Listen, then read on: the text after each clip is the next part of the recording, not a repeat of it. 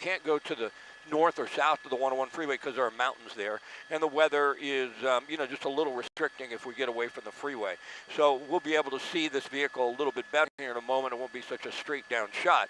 But John, as you mentioned, and Irene, once we get into the heavy traffic, a lot of times that's when we see the real erratic driving from these individuals. You get a person being pursued in a situation like this. They just travel at extremely dangerous speed. 100 miles an hour coming up on traffic, but you don't have much volume. We're just going to see how desperate this individual is when we get to an area where traffic is almost stopped, how erratically they're going to drive. And that's when I really think we're going to see there's some potential from real danger and some potential for injury here, even if the suspect does not slow down. But boy, it looks like the speeds have increased into the left-right lane. So you can see traffic at a high rate of speed trying to get rid or get away from and around some of the cars on the freeway. So, hopefully the suspect gives up. These things are just so dangerous to people on the freeway. And we do see driving pretty erratically. And look at that, over 100 miles an hour now. We've got an angle that's pretty accurate. So we believe that speed is above 100 miles an hour there and in the 90s right now. So the suspect has really changed a little bit. Originally, we heard about speeds around 60 miles an hour before we got overhead, maybe 70. Now we see speeds up to 100, so it does look like the suspect's pretty desperate to get away.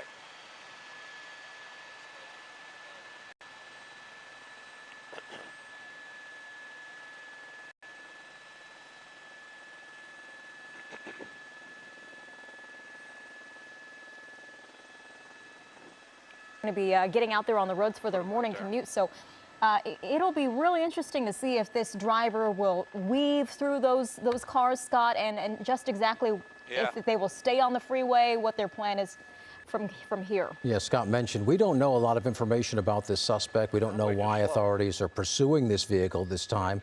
The vehicle is a white Toyota, we believe, maybe a Toyota Camry from the looks of it, but still capable of driving at a very high rate of speed, as you saw, reaching over 100 miles an hour several times now.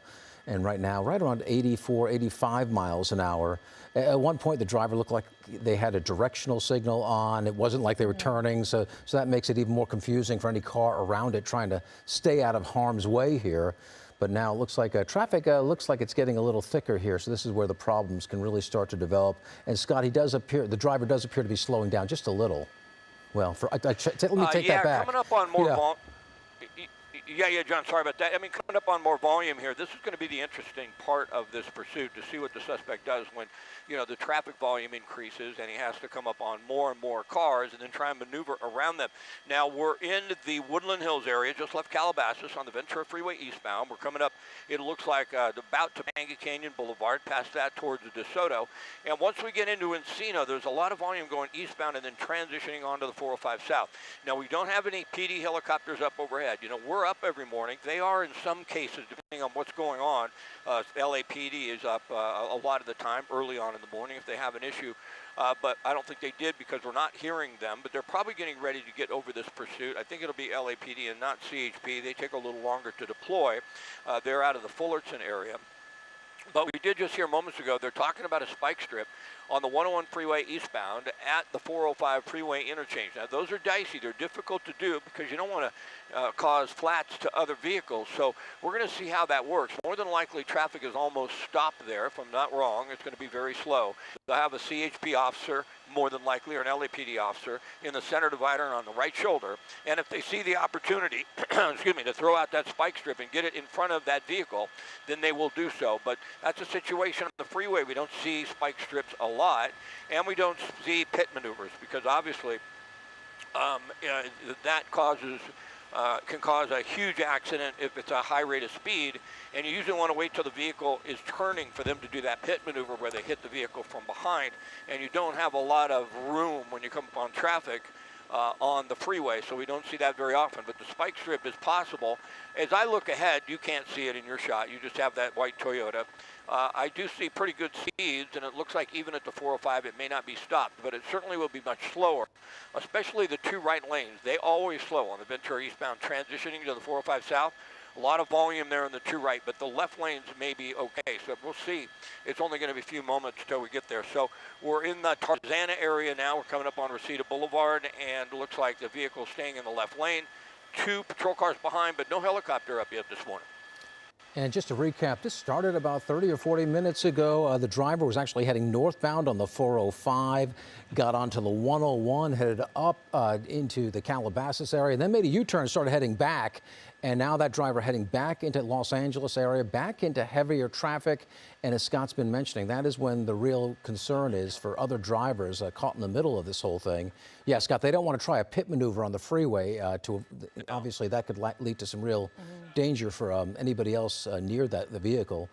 And a spike strip, too, could cause problems on the freeway, too. So it's a very dangerous situation. Yeah, they have to be very strategic about this. And that driver seems to be sticking to the center lane, close to the median there for the most part. But it was topping out at 110 earlier. Now it's kind of slowed down because of the volume in the roadway there, reaching speeds about 70, 75 miles per hour at some point.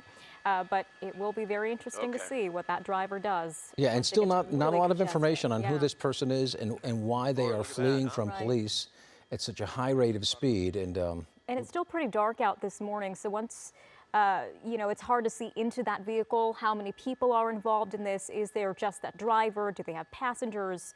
We would like to know more information about who's in that car. Yeah, we think it's a Toyota, a white Toyota, maybe a Camry.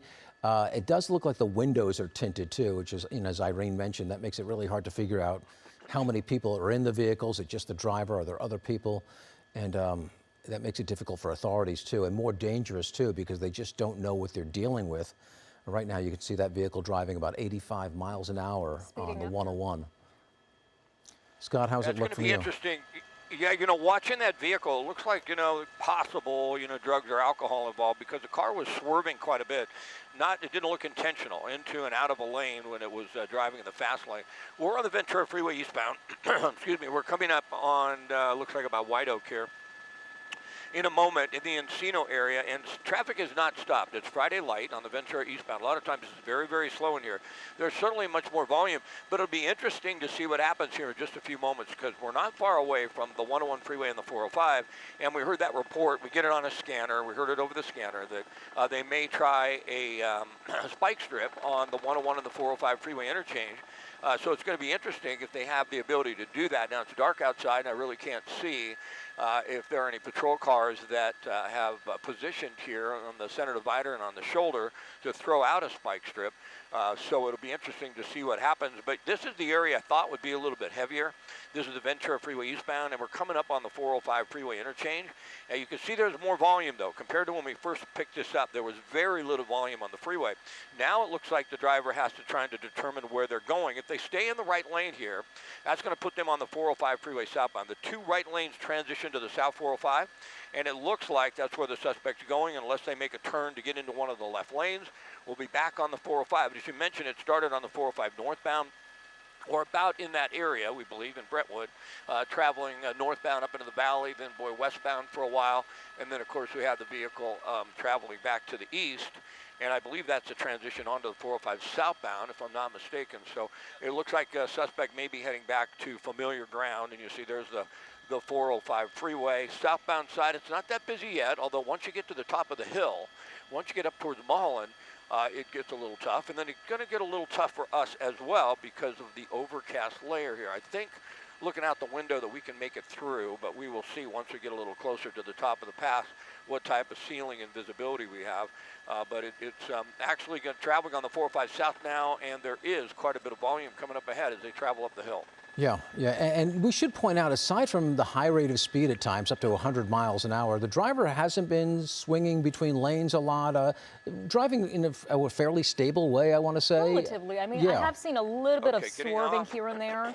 As Scott mentioned, there might be some sort of drugs or alcohol involved, but thankfully, safety, of course, top of mind. That driver hasn't been slamming into other cars. And now it looks like he's on surface streets, yeah. So, Scott, a whole different game now for police. Yeah, off on Valley Vista and making a right turn, I believe, on Sepulveda Boulevard. Yeah, that's correct. It just popped up there. And this will parallel the 405 freeway southbound through the pass, but off of the freeway itself, this is a pretty windy road, especially when you travel this portion traveling up the hill. Looks like he's going to be on Sepulveda Boulevard. And this sort of, you know, this is a different animal sometimes when you get on surface streets. It's early in the morning, but still, you have vehicles pulling out in front of the car. You have vehicles pursuing pursuit vehicle sometimes running through red lights. That was a green light, but that sort of complicates things. And it may be a little sketchy for us. Like I said a moment ago, we might not be able to make it to the pass. It looks decent here at the moment, but you never know when you're flying a helicopter until you actually get in it, what you're going to be able to do. But on Sepulveda Boulevard, still headed southbound, paralleling the 405 freeway and heading up into the Sepulveda Pass. A little windy road here. And boy, if it gets off of Sepulveda Boulevard and gets into the Encino area, there are so many little streets out in Encino. I mean, there are so many blind curves in Encino. There's so many areas that this suspect vehicle could get into that will be extremely dangerous. Hit your landing light, please. That can make a pretty big difference as far as how dangerous the pursuit is. Not extremely high rates of speed, but you can tell for us it's getting difficult to keep the suspect vehicle in sight. Yeah. And you always wonder about the mindset about a driver like this. Why get off the freeway here? Is he trying to get home? Is he trying to use surface streets to elude police? I mean, it's not often that they get away. I mean, yeah, but it is interesting now that the driver is on these surface streets, how this changes the whole strategy for the units that are following him. Scott, does it make it easier for them to deploy that spike strip now that he or she is off of the freeway? It could, but the problem would be planning, because they didn't know he was going to get off on Sepulveda. So to position officers in an area right here where they could actually get the spike strip in place will be difficult. It's easier on a surface street like this than it is on the freeway, obviously, and when you have a lot of blind curves. But I can tell you right now, we're going to have a very difficult time getting through the pass and following this unless he gets back to the 405. It's like I mentioned to you earlier, you know, if you're right over the freeway, that's the bottom of the pass, and then you have mountains on both sides. You're doing the Mountain Gate area in the Sepulveda Pass. On Sepulveda Boulevard, as it winds around, it gets more and more difficult, and the weather right now is somewhat restrictive. So what happens to us trying to follow this, if we do lose the suspect, we'll have to go towards the Cahuenga Pass because the altitude is much lower there. Cahuenga Pass is where the 101 freeway goes down into Hollywood out of the valley, and then we would try and make it. But right now we're still going to try and make the 405. We're going to lose the suspect for a moment as he comes up over the hill into the Sepulveda Pass on Sepulveda, because that's well east of the 405 freeway. Once Sepulveda angles back to the 405, then that's an area we may be able to fly, and we may be able to pick the suspect back up at that point in time, but it's a little sketchy at the moment. And Scott, I see some lights out there. Do police have a helicopter up yet? No, those are just news media. The police don't have a helicopter up yet. That's just a couple others here, which, you know, makes things pretty challenging as well. Are you talking to everybody? Should we decide to cut this off? I mean, you know, we got all these helicopters up here, and I've flown helicopters for 40 years. I have a pilot now, but what you have to do in a situation like this, you have to talk to all the other news helicopters, and you have to say, let's leave. Because you don't want one rogue guy out there flying in bad weather, because we don't want to lose the shot, and they want to keep the shot. But could you talk to everybody and get them to turn around, please? Yeah, so my feeling is everybody needs to bail on this pursuit. Right. I think I'm just getting my pilot to tell them that. It's just too dangerous. There's no reason for us to fly in this with 3 aircrafts in the same spot, and the visibility down to, you know, yeah, we don't want anyone to get hurt over this. Turning. All right, let's go to the Cahuenga Pass. All right, so Scott. we're going to be off this pursuit. We'll try and pick it up here in a few moments. We'll have to go around, as I mentioned, and we'll see if we can pick it back up in West LA if he continues that direction. Yeah, okay. Be safe out there, thanks, and we'll update people when we get more information about this suspect and this pursuit. Thanks, Scott. I want to make sure our crew stays safe out there with all that